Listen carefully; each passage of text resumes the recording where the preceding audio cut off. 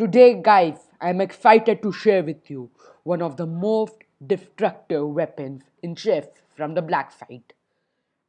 I have included timestamps if you like to jump around the video. I'll also tell you what happens if he does not go accepted. But let's get started. White plays e4, very common move, e5, knight f3, knight f6, gambiting a pawn. He takes knight c6, Russian game, Stafford Gambit. He takes, we go for dx c6.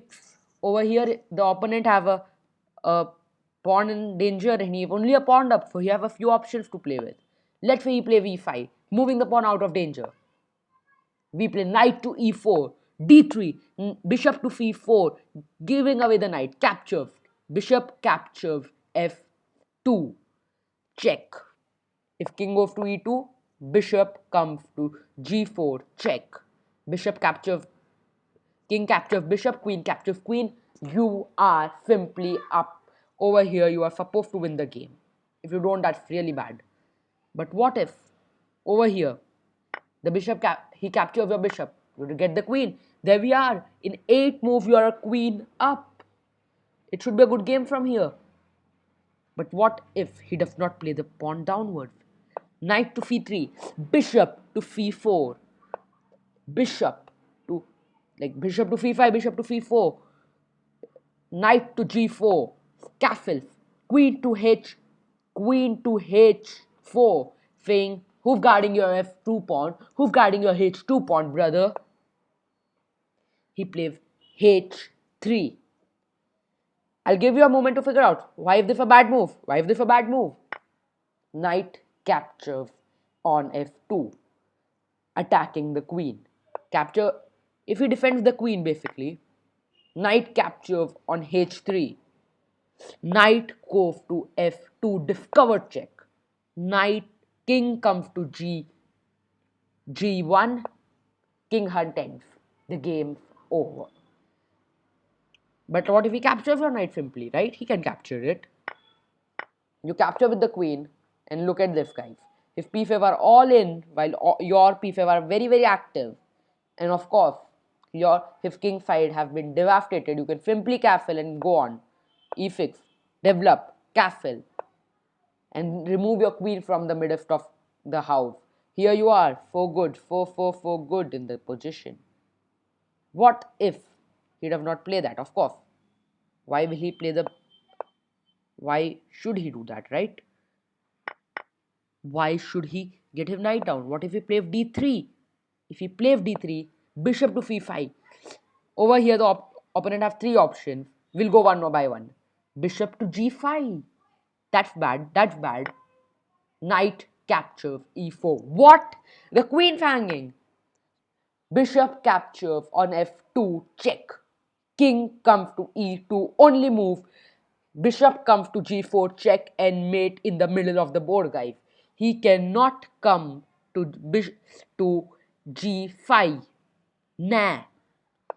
Bishop to f4. That's even worse. The queen is coming to d4 attacking. Again, we have 2 knife options to play. We have 2 options. You can play any of them and you are still winning. Let's go for the more mediocre one, which the computer suggests. Knight to g4. Queen comes down to protect the fork. Check. The rook move. Queen comes. Knight out. Cap, check. Cap, check. Pawn captures. Rook takes. Castles. Rook threat. Bishop blocks. Capture. Capture. Capture. Capture. The position is now fairly equal, but you have a rook for a knight. But as I told you, this is a more mediocre option where you want to play a passive game. Of course, you may not want to play a passive game. You can play the queen first. You can say, I am eyeing down your f2 pawn, I am eyeing down your b2 pawn. What do you protect? Of course, f2. That's a checkmate. Check. Sorry, capture.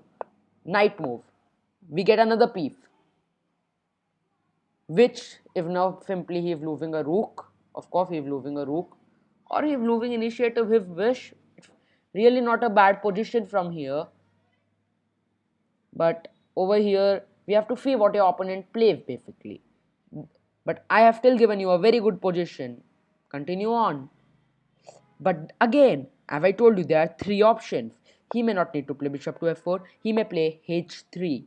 This is trying to block your knight from ever going to g4. You say, I capture, you capture, you capture, and you are again a queen up. Your opponent have no option to be played.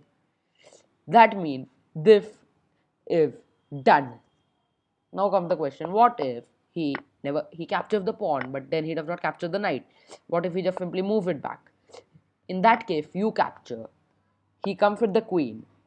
You simply block with the queen. End of story. He may try to just shoo away the knight, get lost. He captures. You capture with bishop. It's a fairly good game. The computer shows white a little below black, which is good. Even after, because you're playing second. So yeah. What if he never captures it?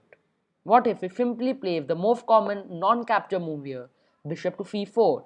You still play this. He comes down here to g5 and says, what do you do? I do fried liver.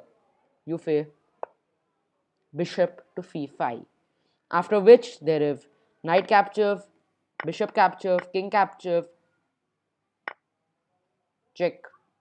And after check may come from here also. There is also another line which goes over check from here, which is the main line. This is the Stafford Gambit. This is one thing I'll teach later on in some another video which is coming. If you're seeing from the future, like that video also. If you're not seeing from the future, wait. So what do we see here? That it's not a good position for black to be in. Of course, Stafford have a lot of flaws and the white can exploit some of them, but here we are. This is Stafford Gambit, part 1 of the series. Now guys, before you go, like the video, share it to other chess players, and if you liked it, please subscribe. Thank you very much.